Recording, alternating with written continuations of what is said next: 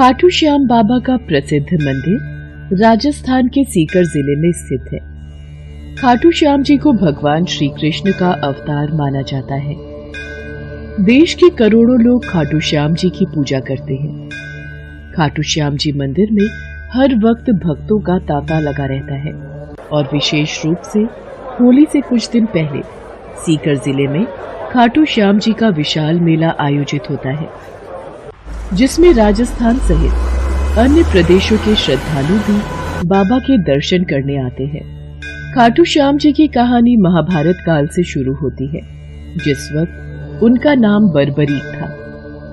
बर्बरीक भीम का पौत्र और घटोत्कच का पुत्र था। बर्बरीक बचपन से ही बहुत वीर योद्धा था। बर्बरीक ने अपनी माँ से युद्ध कला सीखी थी। बर्बरीक देवी शक्ति का बहुत बड़ा भक्त था। एक बार बर्बरीक ने देवी शक्ति की कठोर तपस्या की। बर्बरीक की कठोर तपस्या को देखकर देवी शक्ति वहां प्रकट हुई। आंखें खोलो पुत्र। प्रणाम माते। तुम्हारा कल्याण हो पुत्र। मैं तुम्हारी तपस्या से अति प्रसन्न हूँ। बोलो क्या वरदान चाहिए। माते, आपने मुझे दर्शन देकर कृतार्थ कर दिया। अब तो बस एक ही अभिलाषा है कि आपका आशीर्वाद सदैव मुझ पर बना रहे और मैं अपना संपूर्ण जीवन दीन दुखियों की सहायता में व्यतीत कर सकूं। तथास्तु। तुम सदा दुर्बलों का सहारा बनोगे। मैं तुम्हें ऐसी शक्ति प्रदान करूंगी जो तीनों लोकों में किसी के पास भी नहीं है। पर ज्ञात रहे पुत्र, तुम्हें इन शक्तियों का दुरुपयोग नहीं करना। भगवती शक्ति ने बर्बरीक को 3 दिव्य बाण वरदान स्वरूप दिए। वो बाण अपने लक्ष्य को भेद कर वापस लौट आते थे। इसी वजह से बर्बरीक अजेय हो गया।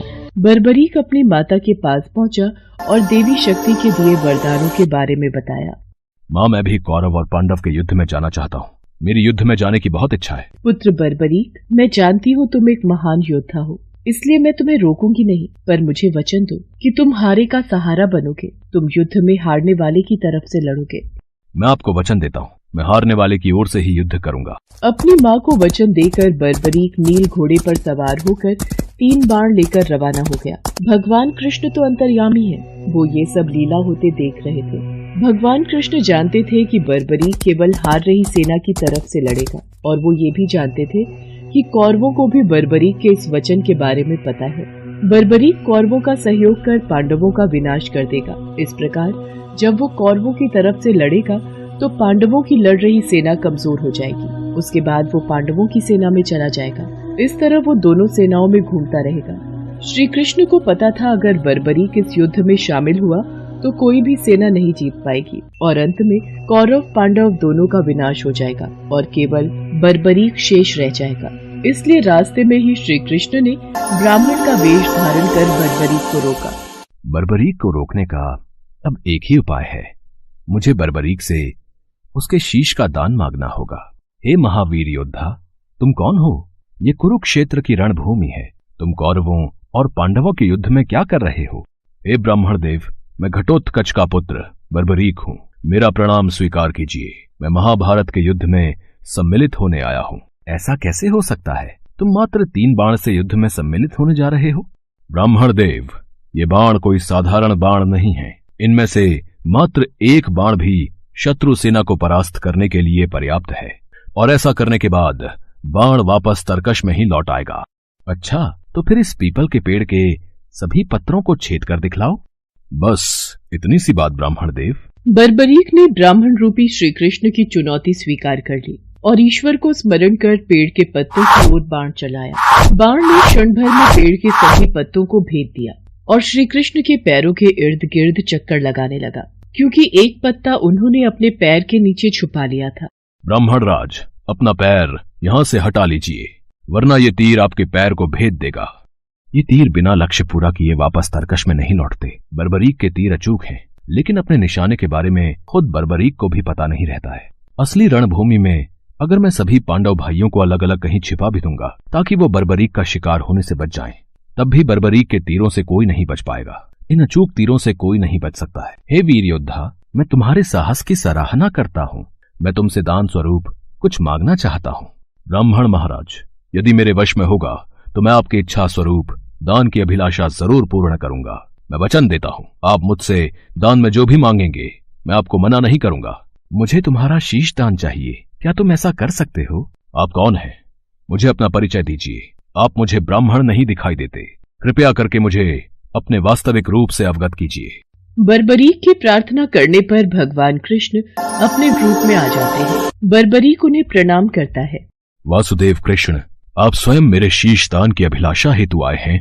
बर्बरीक, युद्ध भूमि की पूजा के लिए एक वीरवर क्षत्रिय के शीश के दान की आवश्यकता होती है, और तुम महावीर महायोद्धा हो, अतएव मैं तुमसे शीश दान मांगता हूँ।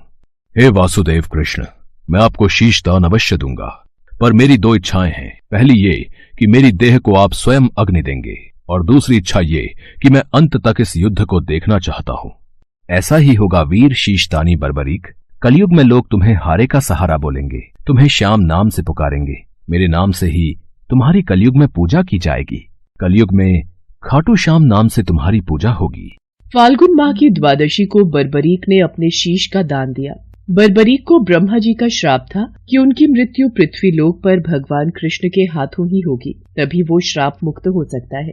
बर्बरीक का सिर युद्ध भूमि के समीप ही एक पहाड़ी पर सुशोभित किया गया, जहां से बर्बरीक ने संपूर्ण महाभारत का युद्ध देखा। युद्ध की समाप्ति पर पांडवों में ही आपसी बहस होने लगी कि युद्ध में विजय का श्रेय किसको जाता है। इस पर श्री कृष्ण बोले, तुम सबको आपस में विवाद में पड़ने की कोई आवश्यकता नहीं है। बर्बरीक का शीश संपूर्ण युद्ध का साक्षी है, अतएव उससे बेहतर निर्णायक भला कौन हो सकता है। ठीक है वासुदेव, फिर हम इस निर्णय को जानने के लिए बर्बरीक के पास ही चलते हैं। पौत्र बर्बरीक, तुमने तो युद्ध को बहुत ध्यान से देखा है, क्या तुम बता सकते हो हम सब वीरों में से इस युद्ध को जीतने का श्रेय किसे जाता है? श्री कृष्ण ने ही युद्ध में विजय प्राप्त कराने में सबसे महान कार्य किया है। उनकी शिक्षा, उनकी उपस्थिति, उनकी युद्ध नीति ही निर्णायक थी। मुझे तो युद्ध भूमि में सिर्फ वासुदेव कृष्ण का सुदर्शन चक्र घूमता हुआ दिखाई दे रहा था, जो कि शत्रु सेना को काट रहा था। इस धर्म युद्ध को जीतने का संपूर्ण श्रेय भगवान श्री कृष्ण को ही जाता है। वीर बर्बरीक, तुम धन्य हो, तुमने बिल्कुल सही निष्कर्ष दिया। इसके पश्चात सभी पांडव बर्बरीक के निर्णय की सराहना करते हैं और भगवान कृष्ण से क्षमा मांगते हैं, क्योंकि वो जानते थे यदि स्वयं वासुदेव न होते तो ये धर्म युद्ध जीतना असंभव था। धर्म की विजय स्वयं वासुदेव कृष्ण के कारण ही हुई थी। भगवान कृष्ण के आशीर्वाद से बर्बरीक को कलयुग में श्याम नाम से पुकारा जाने लगा। आज भी खाटू श्याम जी महाराज के अनेकों भक्त रोजाना उनके दर्शन करने जाते हैं और उनसे मन वांछित फल की प्राप्ति करते हैं।